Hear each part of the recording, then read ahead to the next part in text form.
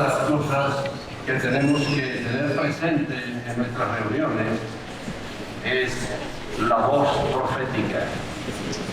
Creo que es muy importante oír las profecías, no tenerlas por algo que alguien está diciendo. Esta mañana ha habido 3 profecías. Una de ellas decía que la tierra estaba desordenada y vacía.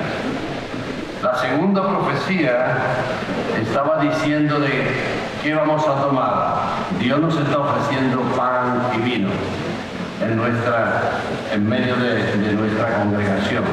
Y la tercera hablaba de la obra que Dios está terminando. Entonces, no vamos a estar hablando de un nuevo orden. Un nuevo orden. El mundo está hablando de un nuevo orden mundial. Y esto es pura imitación del diablo. Hace 100 años que este concepto surgió. Después de la Primera Guerra Mundial, surgió este concepto de un nuevo orden mundial. Y ahí hay muchas cosas que estudiar. Ustedes lo pueden mirar en internet, en libros, hay muchas cosas. Pero es pura imitación.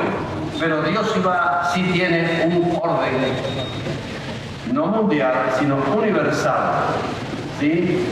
Y es lo que Dios está haciendo en este último tiempo.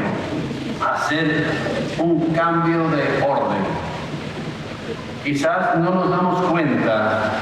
Él ya tiene ese orden establecido, pero Él tiene un llamamiento para nosotros, entrar a ese nuevo orden. Un nuevo orden que tenemos que verlo, ¿sí? Tenemos que entender qué significa esto. Vamos a ir al libro de Hebreos rápidamente, porque no quiero ser muy largo. Es la última reunión y es posible que haya otra línea. Así que vamos a ir rápidamente al capítulo 4 del libro de Hebreos. En el 14, yo leo rápido, dice: por tanto, teniendo un gran sumo sacerdote que traspasó los cielos, Jesús, el Hijo de Dios, retengamos nuestra profesión. Nos está llamando a retener nuestra profesión, nuestro llamado. Si ustedes pasan al capítulo 5, versículo 11, dice: acerca de esto tenemos mucho que decir y difícil de explicar. Si ustedes siguen al capítulo 6, gracias, que se ha mencionado en esta convención, creo que fue el hermano Daniel, en el capítulo 6 dice: por tanto, dejando ya los rudimentos de la doctrina de Cristo, vamos adelante a la perfección. Dejar los rudimentos no significa que nos olvidemos de ellos, que ya eso no hay que cumplirlo. No, está diciendo que sobre esos rudimentos vamos a ir un paso más adelante. Necesitamos tener un pie firme en el fundamento de la doctrina de Cristo para poder llegar a la visión que Dios nos ha preparado. Esa es nuestra profesión. Es una profesión de fe que nos va a ayudar a llegar al final, a la meta del supremo llamamiento de Dios en Cristo Jesús. No es el tema, pero si ustedes ven en el libro de Cantares, en el capítulo 2, cuando Dios nos llama de Egipto, Él llamó a su hijo de Egipto, Él dice que éramos una yegua preciosa, hermosa yegua, ¿sí? Hermosa yegua. Y ahí hay como 12 pasos de transformación en el del libro de Cantares. Pero el primero que le da el primer cambio, que esa yegua que trae los carros de Faraón, o sea, esa yegua estaba cargada de todo lo que era Egipto, ¿sí? Así que era solamente un sacar de Egipto, y él nos veía como una yegua preciosa. Y el primer cambio que ocurrió allí, que Dios le dio, sigue hablando en el mismo capítulo, dice: tus ojos son como paloma. Así que imaginaos una yegua con ojos de paloma, lo hermosa que es, ¿sí? Así que Pero eso tiene un significado muy importante, y es que lo primero que Dios te da es una visión. Amén. Eso es lo que al principio, hace 50, 60 años, Dios trajo a este pueblo a una visión. Porque el pueblo sin visión perece, el pueblo sin visión se desvía, el pueblo sin visión se descarría. Así que lo primero que Dios le dio a la yegua, y después tiene un proceso de 12 cambios más, pero no es el asunto, en algún momento lo podemos ver. Pero observemos que Dios, lo primero que Dios te dio es una visión. Yo estoy aquí por una visión, si no, no aguantaría. Usted tiene que tener una motivación dentro de usted. Usted tiene que tener una motivación. Hay muchos buenos creyentes en la primera fiesta y son felices y no tienen una visión más allá, pero ellos son fieles en el entendimiento que tienen. Pero Dios nos ha dado un mayor entendimiento. Eso significa no para levantar nuestra gloria y ser hombres y mujeres soberbios, sino para hacernos humildes y decirnos, no podemos hacerlo. Esto es imposible. Como la segunda profecía que había esta mañana nos decía que Él nos daba pan y vino y que era nuestro ayudador. Se nos ha estado ministrando desde el principio de la convención. Él es nuestro ayudador. Nos da una visión y decimos, no podemos. Pero al principio creíamos que al ver la visión ya habíamos llegado. Por eso es que cometimos muchos errores, pensando que éramos superiores a otros. Pero no, somos polvo de la tierra. No importa en qué fiesta tú te muevas, somos polvo de la tierra hasta que Dios termine su obra. Amén. Así que estamos en ese proceso donde vamos caminando hacia el supremo llamamiento. Es esa visión gloriosa de Dios. Y esto no lo podemos explicar. De hecho, hay veces que queremos explicarle a una persona, no tenemos palabras, porque es un asunto de un llamado interior. Es un llamado interior. No es un llamado personal, aunque es una obra corporal. Esto hay que coordinarlo. Nuestra salvación es personal, pero necesitamos ser introducidos en un cuerpo, y aún dice ser bautizados en un cuerpo.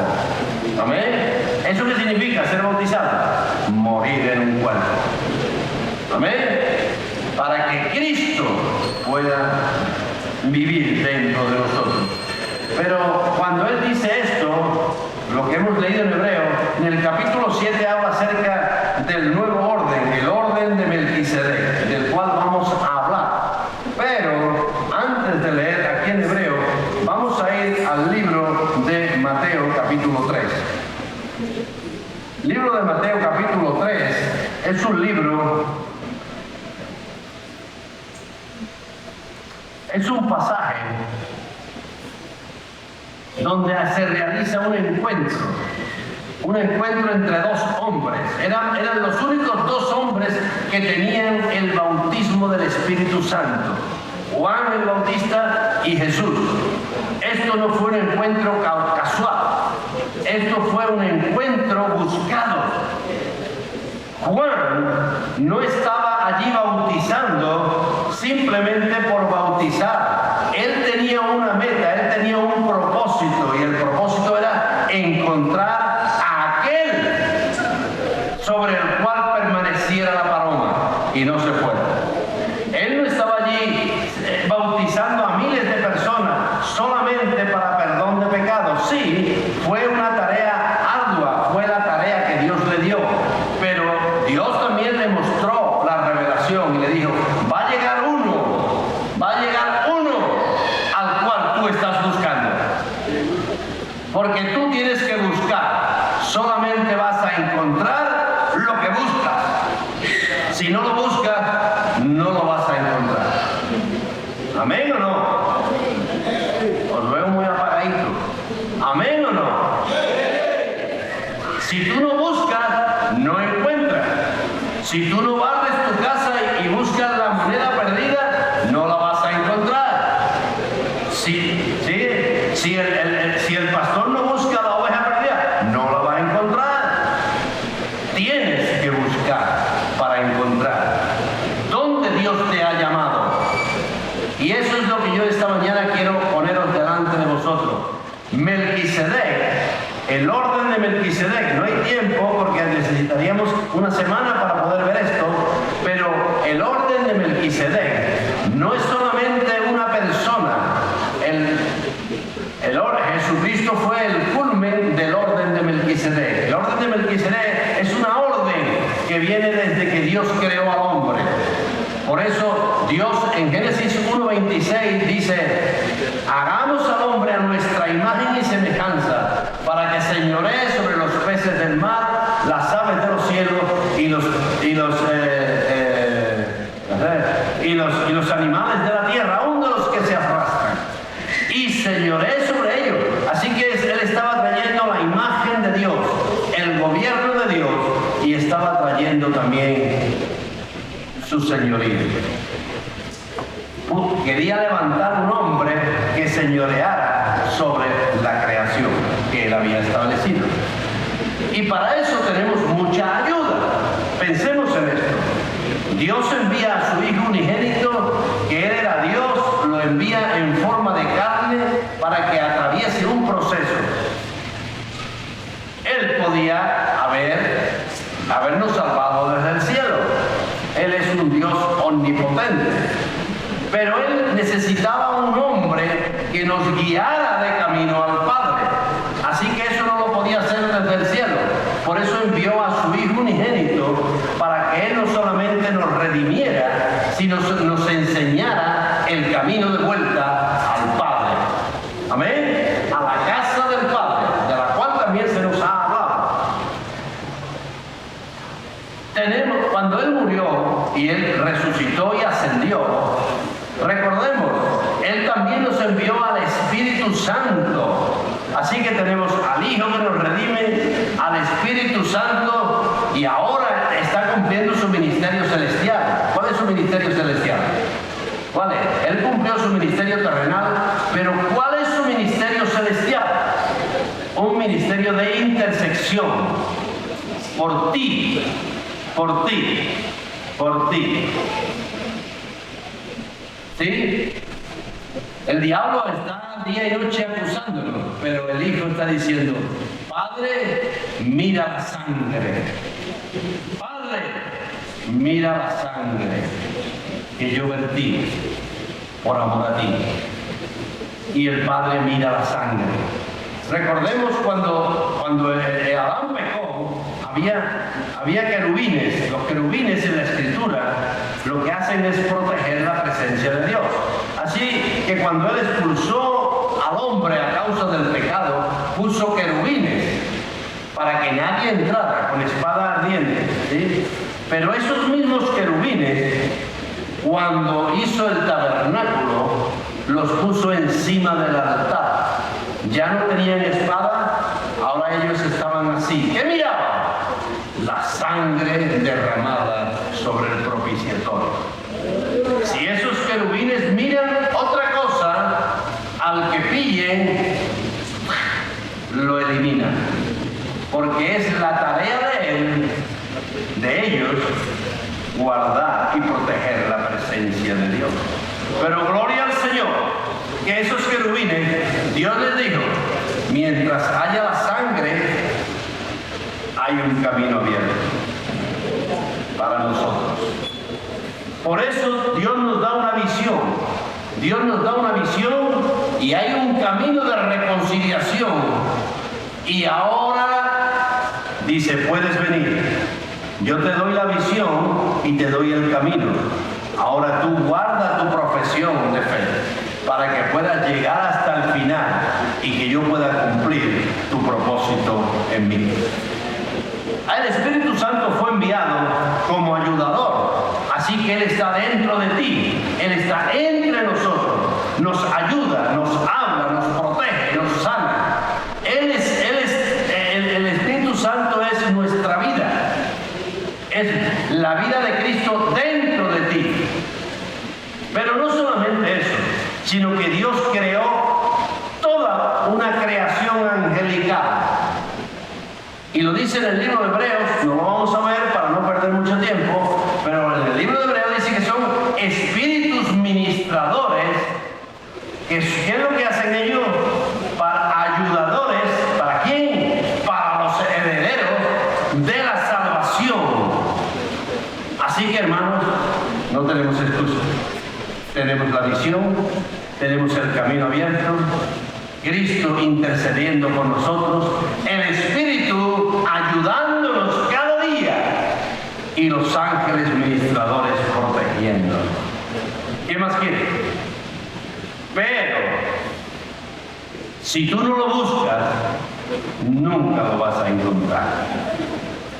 Tú vas a encontrar lo que tú buscas. Y Dios pone en ti un deseo. Si tú no tienes deseo de encontrarlo, la primera oración en tu vida es esta: Padre, dame necesidad de ti. Dame necesidad de ti. Y cuando yo era un joven, yo era un incrédulo feliz. Yo era un incrédulo feliz. Yo no necesitaba a Dios. Aunque sí mis padres eran católicos, pero un día me di cuenta: Señor, dame necesidad de ti. Y Dios me encontró a mí. Porque Él es el que te ama. Él está solamente esperando que tu actitud cambie. ¿Amén? Así que este hombre estaba buscando a uno, al único en la tierra que tenía el Espíritu dentro, igual que él.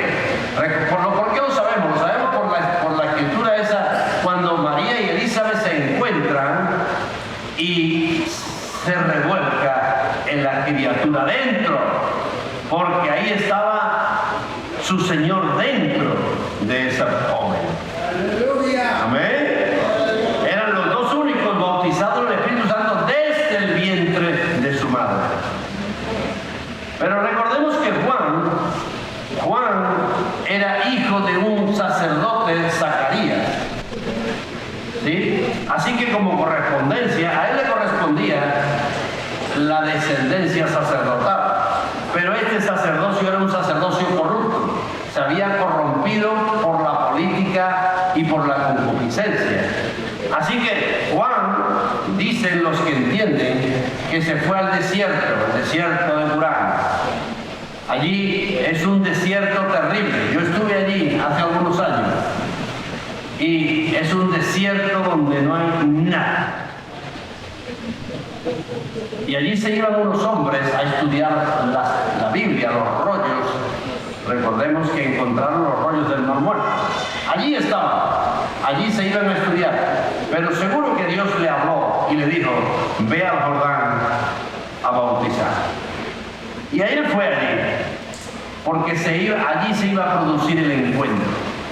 Y por abreviar la historia que ustedes ya saben, él llegó y un día Jesús también estaba buscando. No fue el primer día que iba allí al Jordán.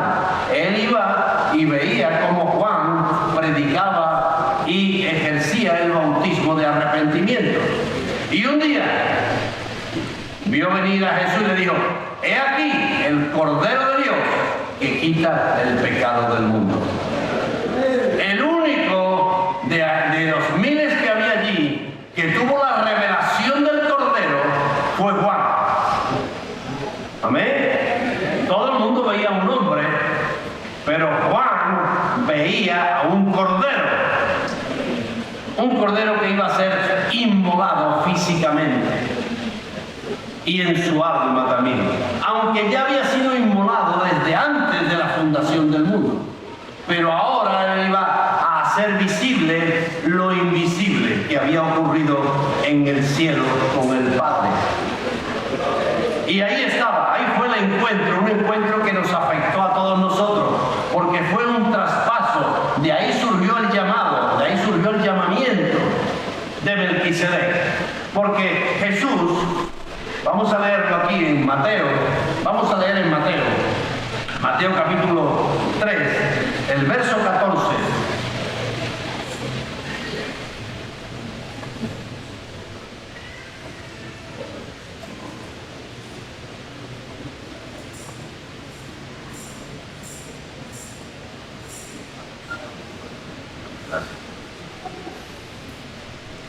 Dice, en el 14 dice, vamos a leer el 13 también, dice, entonces Jesús vino de Galilea a Juan al Jordán para ser bautizado por él.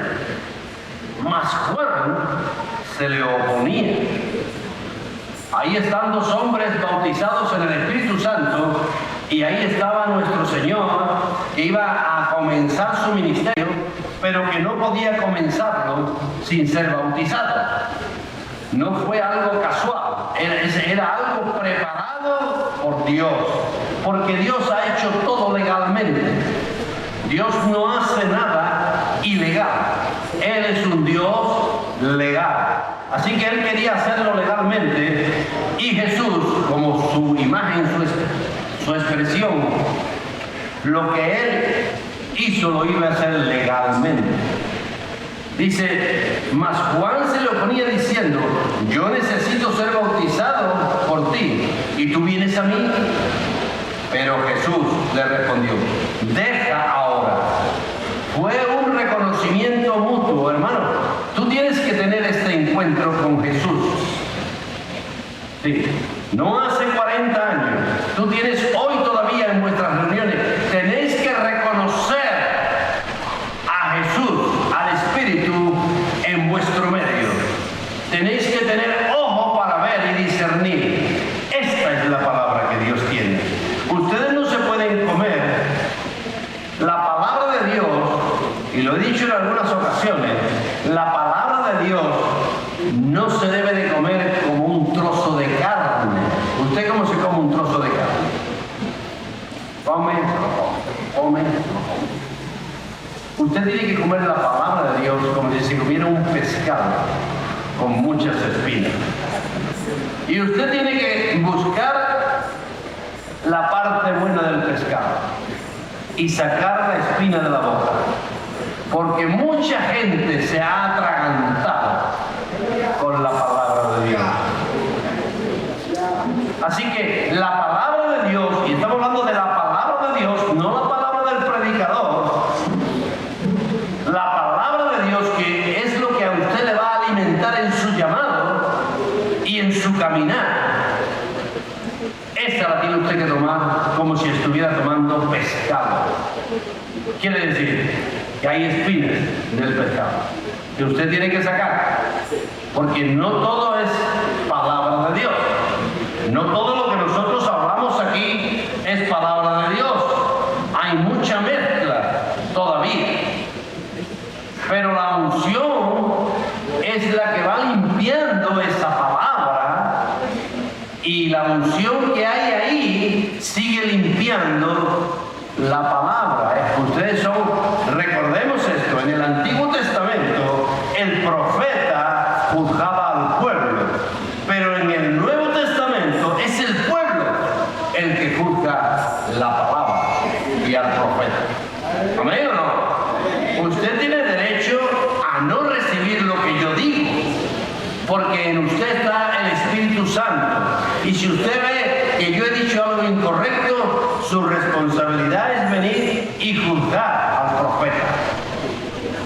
Usted no se tiene que tragar todo lo que los ancianos dicen.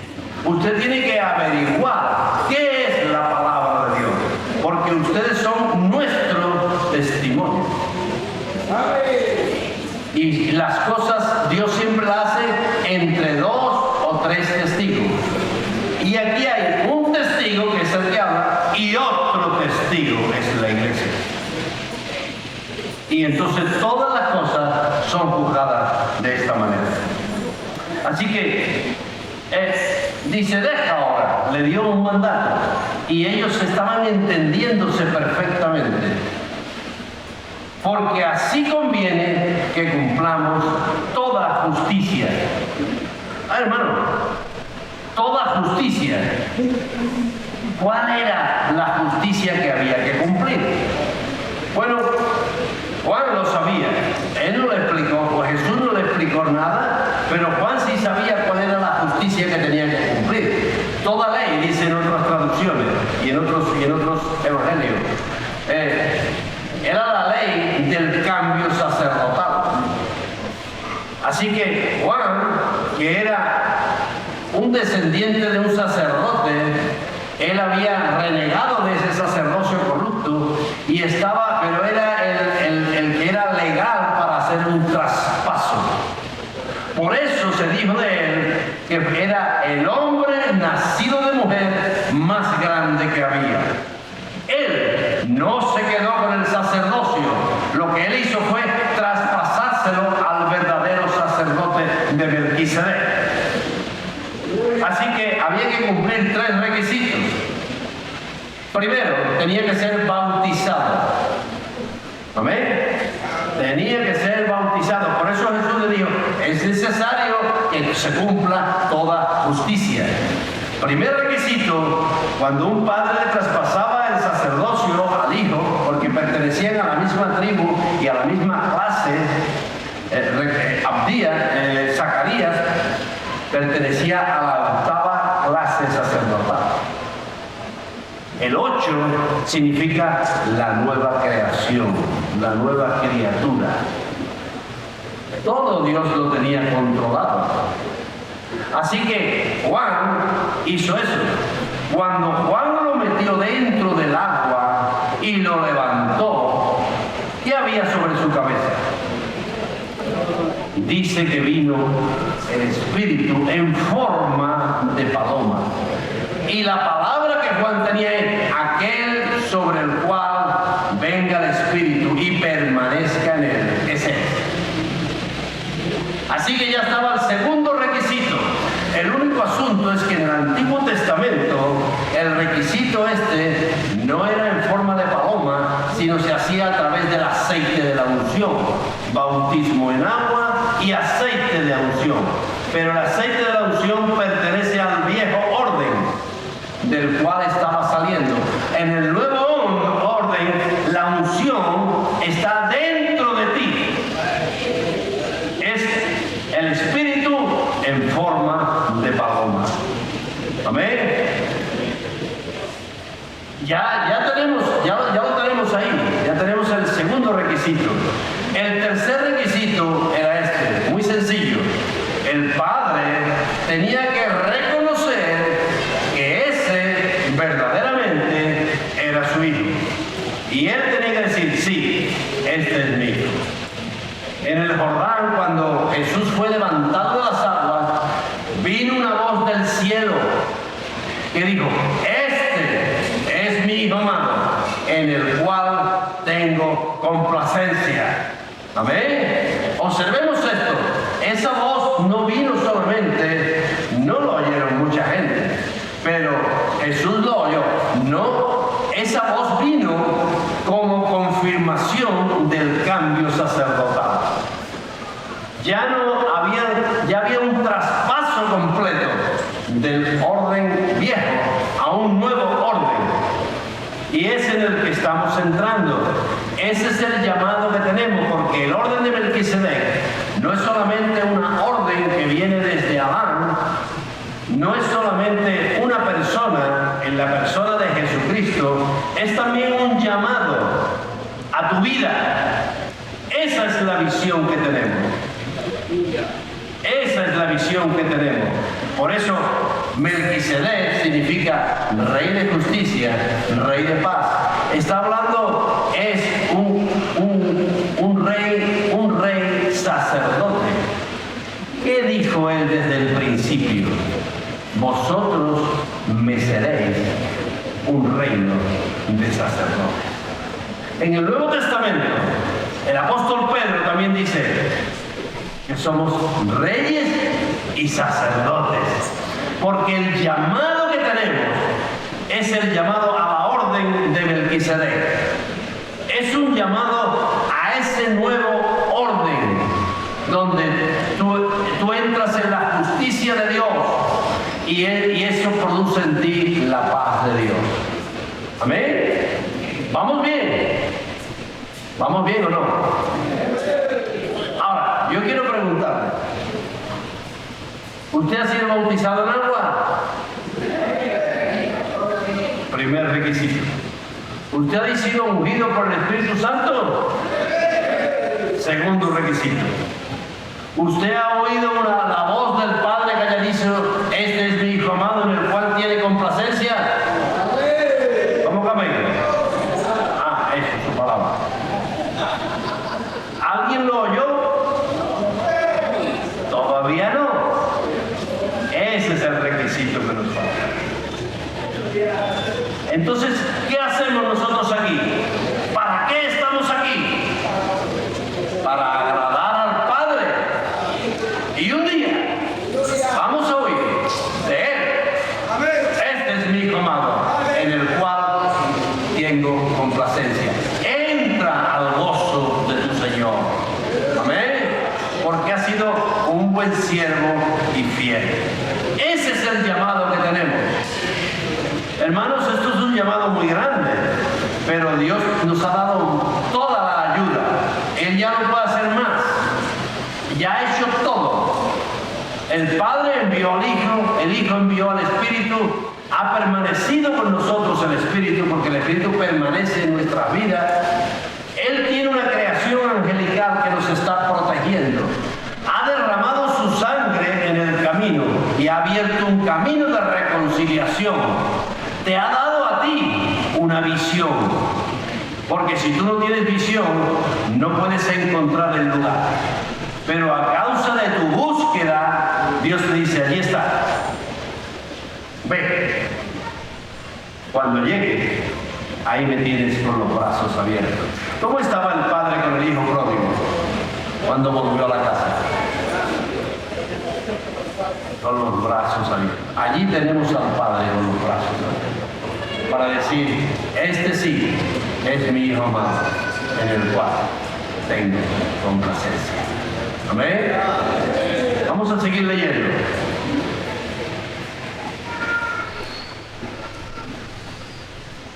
Bueno, lo hemos dicho de memoria, así que no vamos a seguir leyendo. Vamos a ver una cosita, un detalle, para que no haya duda de este asunto. Vamos a ir al libro de Génesis, para ver la primera vez que surge este personaje de Melquisedec. Recordemos que yo creo que es un cargo generacional. Por eso Melquisedec ahí no es una aparición de Jesucristo. Yo no quiero hacer doctrina de esto, solamente creo que eso es así, por lo que voy a decir. Vamos a ir a Génesis. ¿Recordáis la historia? Bueno, vamos a leer primero la historia. Desde el capítulo 14 del versículo 18. Ustedes saben que había una guerra entre 5 reyes y 4 reyes. Todo era un asunto de dominio, de gobierno y de dinero. ¿Sí? Eso es lo que rige este mundo. Este mundo tiene tres cosas por las cuales se rige. Una es economía, otra es política y otra es religión. El nuevo orden mundial va a ser basado en esas 3 cosas. Por eso se está oyendo tanto, aún de los grandes organismos, los presidentes de las grandes naciones, que está viniendo un nuevo orden mundial. Pero eso es pura copia de lo que Dios ya tiene, ya hizo desde el principio y va a levantar. Lo único que ocurre es que todavía ese orden está oculto. Ese Melquisedec corporal está oculto. Estamos viviendo en el tiempo oculto, pero un día Dios va a levantar su compañía. Amén. Él va a venir con los suyos y dice que vamos a ser juntos con los que entrar, y que uno no va a ser antes que otro, sino que va a levantar un hombre corporal, conforme al orden de Melquisedec. Dice en el versículo 18, dice, entonces Melquisedec, rey de Salem y sacerdote del Dios Altísimo, sacó pan y vino. Amén, pan y vino. Fue lo que el sacerdote era un sacerdote, le ofreció a Abraham pan y vino. Y le bendijo diciendo, bendito sea Abraham del Dios Altísimo y creador de los cielos y de la tierra. Y bendijo, y bendito sea el Dios Altísimo que entregó tus enemigos en tu mano. Y le dio a Abraham los diezmos de todo. Así que el mayor bendice al menor.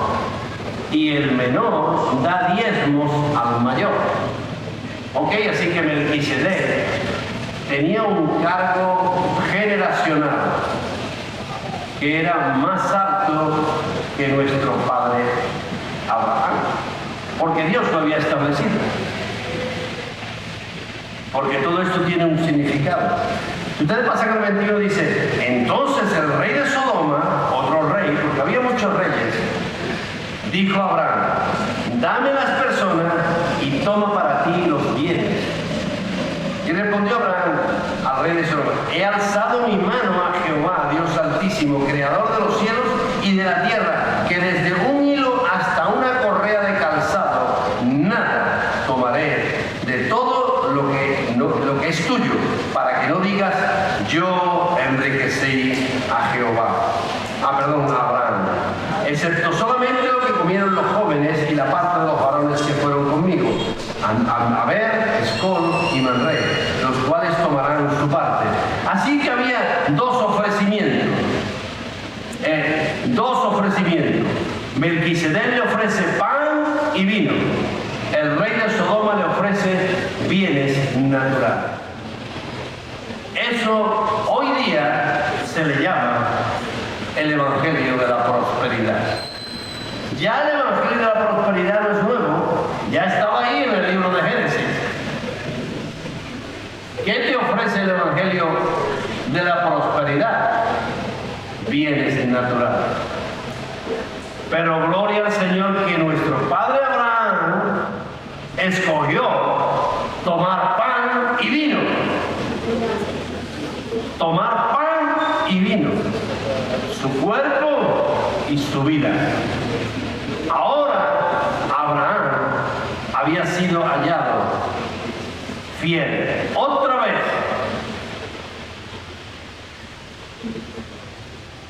Y nosotros tenemos que ser fieles en esas áreas.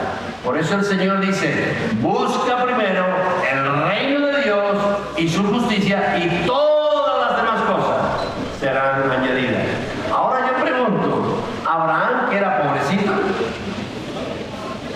Abraham era riquísimo.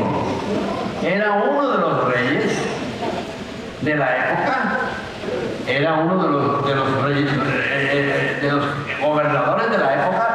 Él llevaba 318 personas a pelear.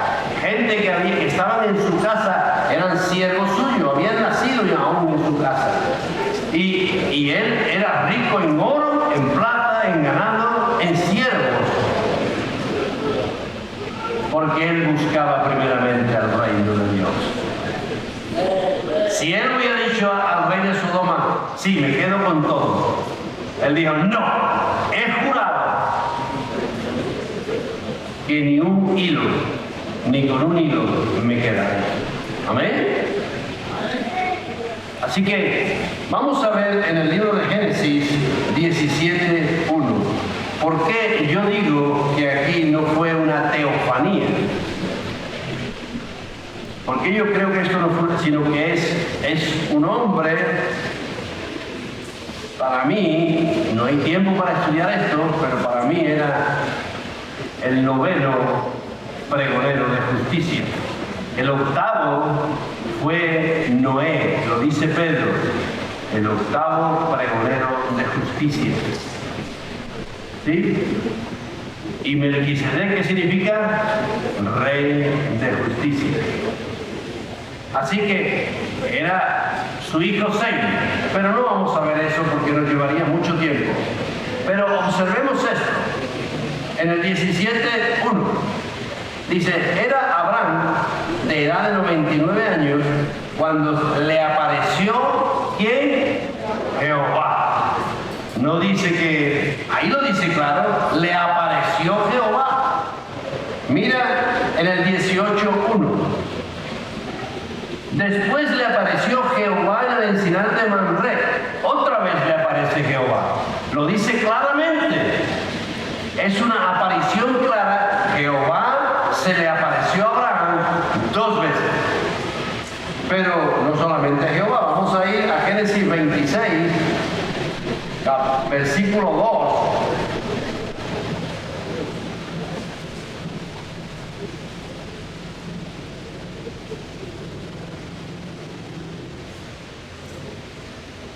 Dice, está hablando de Isaac.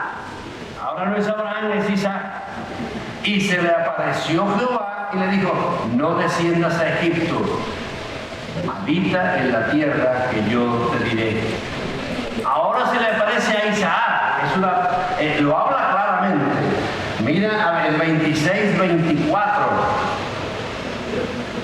Y se le apareció Jehová aquella noche, otra vez a Isaac. Eran teofanías claras que vienen en la Escritura. Vamos a leer en el 35. Y cuando Él se aparece, lo dice claramente, en la mayoría de las ocasiones. 35:1. Dijo Dios a Jacob, levántate y sube a Betel, y quédate allí, y haz allí un altar al Dios que te apareció cuando huías de tu hermano Esaú. Una aparición a Jacob también, en el 9. Apareció otra vez Dios a Jacob. Hermano, estos son apariciones de Dios a hombres concretos. Por eso Dios es un Dios de vivos y no de muertos. Siendo Dios un Dios de Abraham, de Isaac y de Jacob. Porque ellos están vivos en Dios. Amén. Ahora,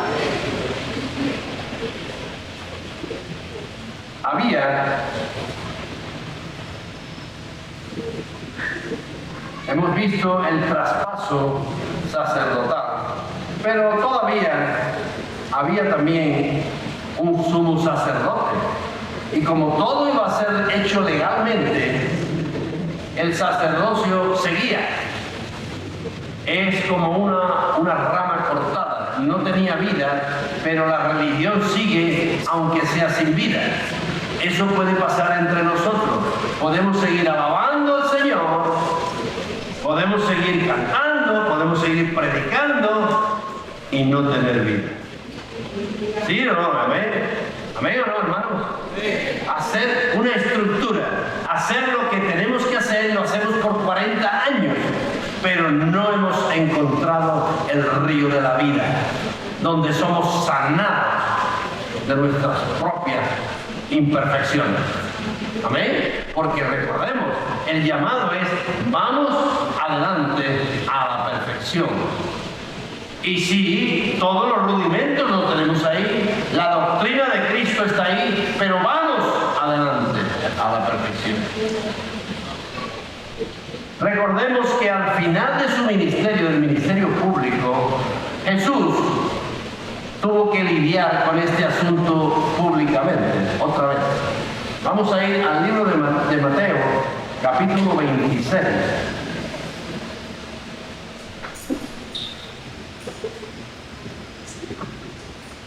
Estaban tratando de matar a Jesús y traían testigos falsos. Esta era la situación. Así que vamos en el 26:57, dice: los que prendieron a Jesús le llevaron al sumo sacerdote. Había un sumo sacerdote todavía. era un sumo sacerdote corrupto. Había sido establecido por los romanos y confabulaba con los romanos y con los judíos para matar al Mesías, porque no hay un reconocimiento de la venida del Mesías, ni siquiera en el sumo sacerdote. Así que era un sacerdocio corrupto. Y ya había habido un traspaso legal en el Jordán. Pero vamos a ver ahora qué ocurre aquí. Otra vez. Dice, los que prendieron a Jesús le llevaron al sumo sacerdote Caifás, a donde estaban reunidos los escribas y los ancianos. Mas Pedro le seguía de lejos hasta el patio del sumo sacerdote y entrando se sentó con los alguaciles para ver el fin.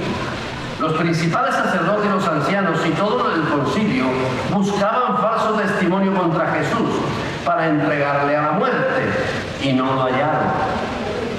Aunque muchos testigos falsos se presentaban, pero al fin vinieron 2 testigos falsos que dijeron, este dijo, puedo derribar el templo de Dios y en 3 días reedificarlo.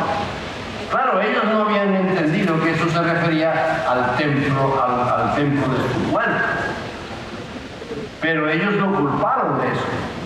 Y levantándose el sumo sacerdote, le dijo, ¿no respondes nada? Recordemos, Jesús no iba a responder a nadie, porque a él no le interesaba justificar a la carne y a los demonios. ¿Qué testifica estos contra ti?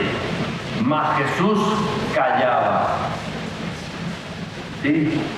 Es la defensa, muchas veces la mejor defensa es callarse,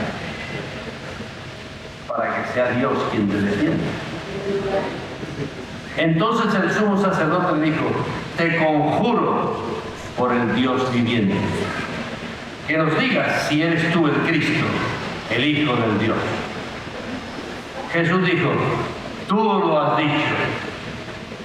Y además os digo que desde ahora veréis al Hijo del Hombre sentado a la diestra del poder de Dios, viniendo en las nubes del cielo. Gloria al Señor. Él sí habló, porque lo conjuró por el Dios viviente. Y él tuvo que hablar, tuvo que responder, porque había un juramento al Dios viviente.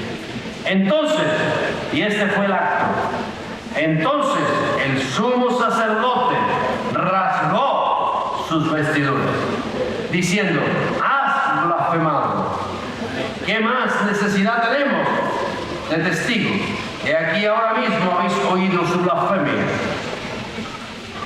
Parad un momentito ahí, vamos a ir al libro de Levítico. Al libro de Levítico, capítulo 9, para que veamos la ley, lo que decía la ley. En el capítulo 10 de Levítico, versículo 6, dice, entonces Moisés, ¿lo tenéis? Dijo a Aarón y a Eleazar e Itamar sus hijos. ¿Recordáis? Los 2 primogénitos de Aarón habían muerto, Nadab y Abiú, a causa de ofrecer corrupción en el altar santo. Salió fuego del altar y los consumió. Y aquí le dice Moisés, dijo a Aarón, a Eleazar, a Itamar, que eran los otros 2 hijos que tenían, no descubráis vuestras cabezas, ni rasguéis vuestros vestidos en señal de duelo. ¿Para qué? Para que no muráis. La ley interrumpía el sacerdocio. Estaba prohibido romper las vestiduras sacerdotales conforme a la ley. Ese sacerdote era desechado de la línea sacerdotal. Así que lo que ocurrió en Caifás fue que él mismo rasgó las vestiduras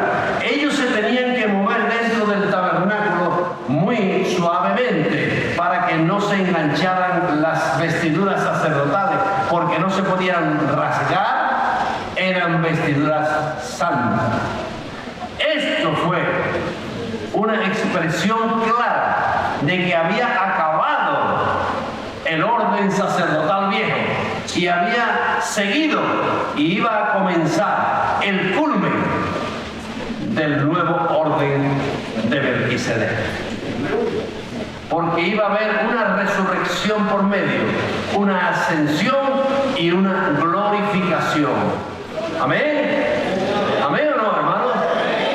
Necesitamos entender esto para que veamos que sí hubo un cambio, igual que lo va a haber al final del tiempo, un cambio de orden. Por eso tú tienes que estar avisado de que sí hay un cambio de orden y tú tienes que ser introducido en ese cambio de orden. Recordemos un hecho que todos lo sabéis. Recordemos esto. Cuando Jesús estaba en la cruz, ¿qué hicieron con sus vestiduras? Las echaron a suerte. Y a uno le tocó una cosa, a uno le tocó otra. Y ahí se encontraron con el manto sacerdotal de Jesús, que querían partirlo en cuántas partes, en 4 partes, para dividirlo entre los soldados, porque era algo valioso. Recordemos, de ese manto era un talí y había salido virtud de él. Era un manto sacerdotal. Pero ¿qué dice la Escritura? No pudieron romperlo. ¿Por qué? Porque representaba un nuevo orden. El orden conforme a Melquisedec, que es sacerdote para siempre. No tiene principio de día ni fin de vida. Ese orden es el orden que va a ser establecido en el próximo milenio. Es el orden que va a regir. Por eso nosotros tenemos que entrar bajo el orden de Melquisedec. Es un llamado. No es solamente una orden, no es solamente una persona.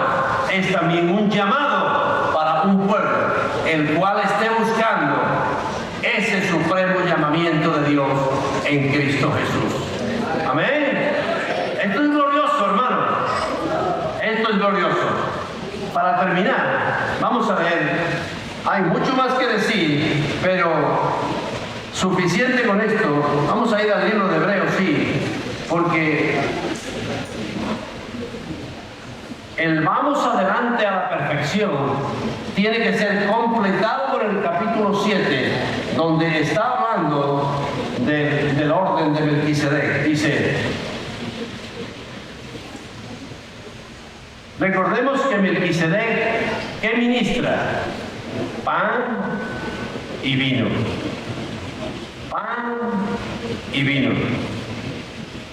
Si hay otra administración, no la reciban. Pero el orden de Melquisedec, ese Melquisedec al cual nosotros hemos amado, le hemos dicho: sí, Señor, trata nuestras vidas para que yo pueda entrar en esa orden. Amén. Esto es así. Y que yo pueda oír de mi Padre: este es mi Hijo amado, en el cual tengo complacencia. Dice en el 7.1: porque este Melquisedec, rey de Salem, sacerdote del Dios Altísimo, que salió a recibir a Abraham, que volvía de la derrota de los reyes, y le bendijo, a quien asimismo Abraham le dio diezmos de todo, cuyo nombre significa primeramente Rey de Justicia y también Rey de Salem, esto es Rey de Paz, sin padre, sin madre, sin genealogía, que ni tiene principio de días ni fin de vida, hecho, que dice, semejante al Hijo de Dios, permanece sacerdote para siempre, conforme al orden de Melquisedec. Considerad pues cuán grande era este, a quien aún Abraham el patriarca dio diezmos. Hermano, tenemos un llamado por delante, tenemos una visión por delante. No nos desviemos, no nos paremos en el camino. Dios quiere verte corriendo en este camino, porque Él te va a dar toda la ayuda para llegar hasta el fin. Él va a ayudar a todos aquellos que se han empeñado hasta llegar hasta el fin. Y yo quiero decirte algo, para Dios no es un impedimento la muerte física. Sí, yo sé que nadie quiere morir. Yo todavía no he encontrado a nadie que yo le diga, ¿tú te quieres morir? Que me diga que sí. Nadie se quiere morir.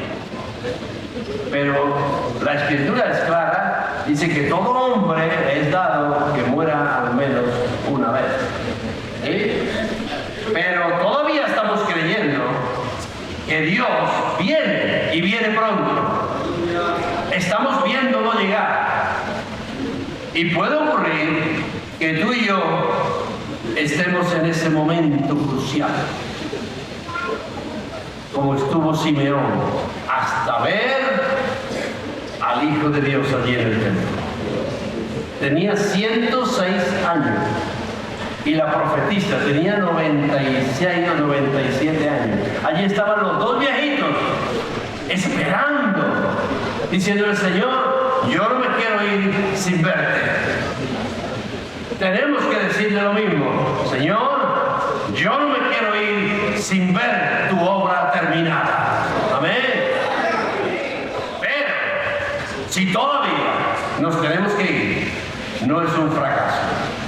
Dios trabaja aún detrás del velo. Amén. Hay una fe que traspasa el velo. Así que, hermanos, animémonos en este camino, unos a otros. Dejemos las contiendas y los asuntos a un lado. Todo eso forma parte de las espinas del pescado. Busque el lomo fresco del pescado y cómaselo. Aliméntese, porque el largo camino nos resta. Amén. Que el Señor os bendiga.